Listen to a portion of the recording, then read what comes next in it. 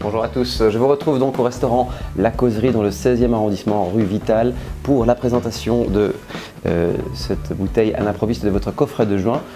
J'ai choisi pour les beaux jours, pour le côté tropical du fruit, pour la magnifique tension et acidulée que proposent des gros mansins, cette belle bouteille de Jurançon, car Jurançon, très souvent les gens y voient d'abord des grands vins moelleux, mais il y a aussi de grands vins secs. Ouais, alors ça c'est assez incroyable comme accord, parce que dans la gambasse, ouais, il y a un petit peu d'herbe hachée. Voilà, il y a les herbes fraîches qui étirent un peu en saveur ce Jurançon. Le gras de la gambasse qui va être un petit peu en rapport avec l'acidité du vin, la tomate, le sucre. Voici donc la bouteille On sort l'argenterie de votre coffret.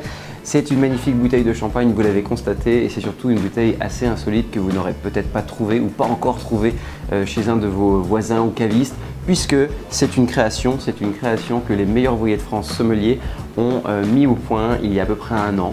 Et je voulais absolument vous faire goûter cette cuvée qui est tout à fait insolite et qui a une véritable histoire derrière. Alors c'est ce que j'ai voulu faire avec ce Barbera d'Alba de chez Pio Cesare, en vous invitant un petit peu au voyage, en mettant l'accent sur ce mois de juin sur des rouges de jus, des rouges de fruits, des rouges intenses et spontanés avec une vraie signature et surtout une orientation aromatique qui n'est pas tout à fait commune à ce qu'on a en France, puisque le Barbera, à part en Italie dans le Piémont et un peu dans l'Oregon, on n'en trouve pas beaucoup.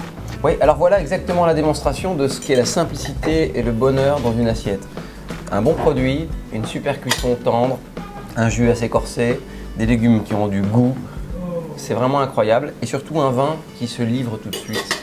Voilà, c'est un peu la promesse de ce Barbera d'Alba, c'est d'avoir quelque chose d'extrêmement spontané avec une alternative gustative à ce qu'on a en France. Et c'est pour ça que l'Italie aussi, avec sa dimension variétale, sous ses cépages, est intéressante.